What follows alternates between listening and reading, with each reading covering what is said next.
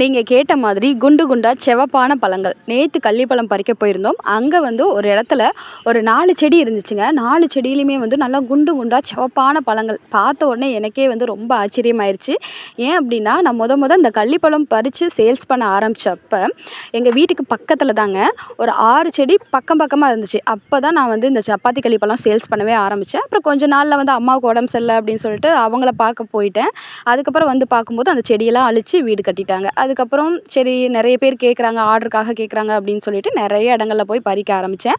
ஆனா, அந்த டைம் நான் பறிச்சப்ப 4, 5 செடிகள் எப்படி இருந்துச்சோ, அதே மாரி கொத்து கொத்தா பழங்கள் இருந்துச்சோ, அந்த மாரி எங்கேயுமே பார்க்கலைங்க. அந்த ஆசை வந்து இப்ப தான் நிறைவேறுச்சு. நான் வந்து இந்த மாரி பழங்கள ஒரு டைமாவது பார்க்கணும் அப்படின்னு சொல்லிட்டு ரொம்ப ஆசைப்பட்டேன். அதே மாதிரி நேத்து வந்து ஒரு இடத்துல 4 செடி பக்கம் பக்கமா அதுலயும் கொத்து கொத்தான பழங்கள் நல்லா பெருசா இருக்க மாதிரி. அதுவும் ஒவ்வொரு பழமும் 70 கிராம், 80 கிராம்ல இருக்கிற மாதிரி பார்க்கறக்கே அவ்ளோ அழகா இருந்துச்சு.